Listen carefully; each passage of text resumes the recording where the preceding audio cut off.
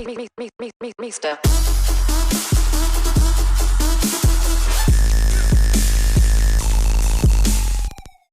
Hey everyone, Mr. MC here. This is a quick guide for round 7 of the manufacturer series. Let's get this started. Look for the start of the curb on the right, as that will be your first braking point. You're going for a somewhat light apex here, and your apex can be symbolized as this part of the wall that pops out on the left. Use that as your apex before you can start to fully accelerate. Try not to touch the grass anywhere in this track, as that will mess with your car's acceleration and potentially stability. Then for this chicane of death, you want to start to ease off on the throttle and turn when you're about to hit the curb that is on the right. Don't let go of the throttle all the way, and try to get really close and personal with the apexes, that way you can get a nice clean line. Then you will start to brake before the curb on the right starts. You will be trail braking your way through here, and your turning point will be where the barrier on the right starts. Again, there's a pretty long turn, so you want to be nice and easy with trail braking, and when you're about to hit the apex, that's when you can start to accelerate.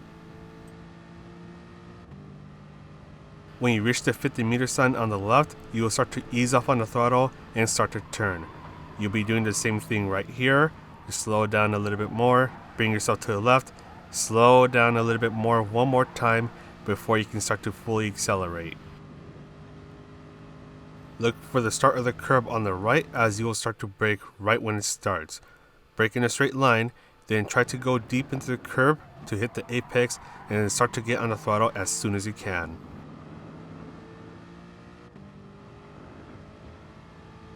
Now this is where it gets interesting. Start to brake shortly after the curb on the right starts. Brake hard for a moment, then ease off on the braking, and when you're about to hit the first apex, let the car cruise. This will get the car to rotate a bit more, then use a little bit of throttle in between the apexes, and when you're going to hit the second curb, cruise a bit more, and right when you're about to hit it, that's when you can start to fully accelerate. Try not to touch the grass, especially on this turn here, as that will really get your car unstable and potentially cause you to lose control. But that is all for the guide. Let's go ahead and talk about strategies.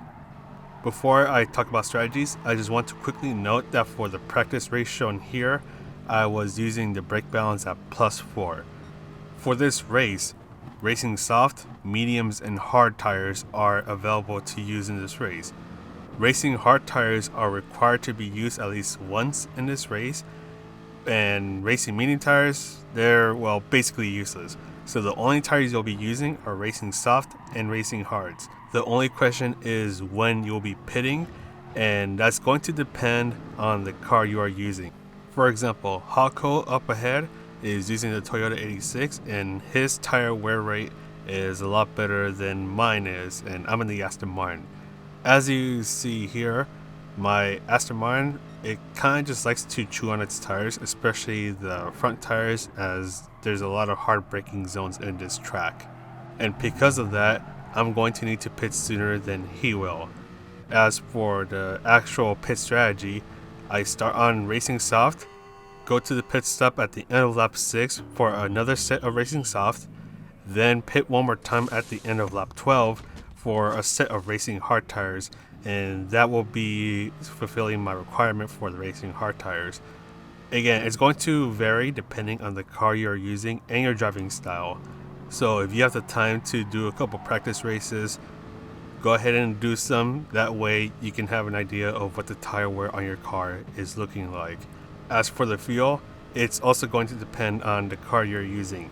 In this car, the Aston Martin, I can short shift on fuel map 1, and I'll have just enough fuel to complete the entire race without needing to refuel. But whenever you're getting behind someone trying to get that slipstream benefit, you can bring the fuel map down to 2 or even 3, so you can save a bit more fuel while you're still catching up to them. And one more thing before I forget, by bringing the brake balance towards the rear of the car, you can reduce the rate of the tire wear on the front tires, so definitely consider that, so you can try to save a bit more tire life and get a bit more grip from the front tires before they wear out. But anyways, that is all for the guide. Non-commentary version is coming up.